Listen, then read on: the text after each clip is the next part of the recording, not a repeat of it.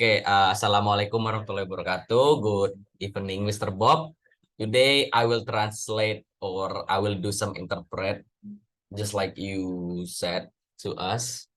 So the video is Why I Gave My Teenage Daughter a Vibrator by Robin Buckley from TED. So let's get into it.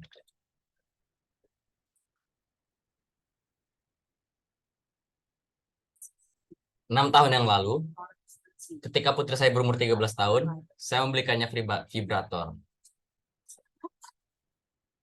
Saya sudah selesai, oke? Selesai.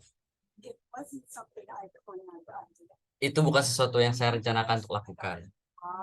Maksud saya tahu akhirnya putri saya akan butuh bra dan tampon, mungkin kaos gigi. Tapi vibrator tidak ada dalam daftar. Jadi mengapa saya melakukannya? Sebelum saya menjelaskannya, saya ingin mengakui bahwa saya mungkin telah membuat Anda sedikit tidak nyaman atau sangat tidak nyaman. Jadi sebelum saya menjelaskan alasannya, saya ingin memberi Anda pertanyaan. Mengapa kita lebih nyaman berbicara tentang rasa sakit wanita? Hal-hal seperti kram menstruasi, kanker payudara, nyeri melahirkan, keguguran, dan kekerasan seksual, daripada membicarakan tentang kepuasan wanita. Mengapa vibrator membuat kita tidak nyaman, tetapi Viagra tidak?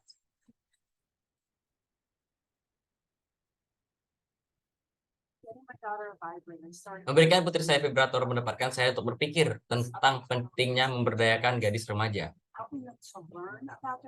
Membantu mereka belajar tentang tubuh mereka dan mendapatkan rasa memiliki terhadap tubuh mereka sendiri, termasuk merangkul hak mereka dalam kenikmatan.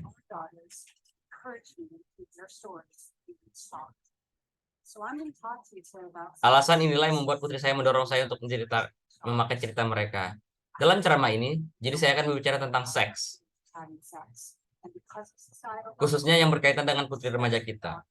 Saya tahu kita suka membiarkan remaja kita berhubungan seks, dan karena standar ganda sosial, terutama anak perempuan kita. Tapi inilah mengapa kita perlu melakukan percakapan ini, meskipun ini membuat rasa tidak nyaman. Anak perempuan biasanya mengembangkan rasa kontak-kontak seksual antara usia 11 dan 14 tahun. Antara usia 15 dan 19 tahun. 42% dari mereka pernah melakukan hubungan seks vaginal dan atau oral. Melalui telepon seluler terdapat di saku belakang mereka.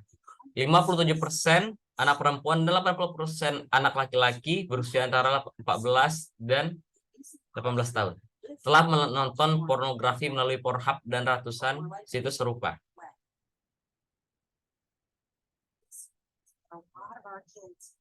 Jadi jika Anda memiliki anak sekolah di menengah atas, itu bukan pertanyaan apakah mereka menonton film porno sebelum mereka lulus, tapi lebih mungkin kapan. Ini berarti bahwa anak-anak kita mendapatkan pendidikan seks mereka dan mencoba mencari tahu apa yang normal dari pornografi.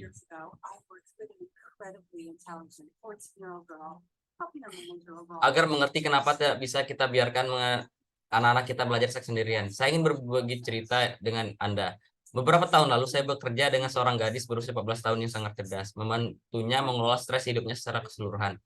Pada suatu sesi, dia bertanya apakah dia mengajukan pertanyaan tentang seks.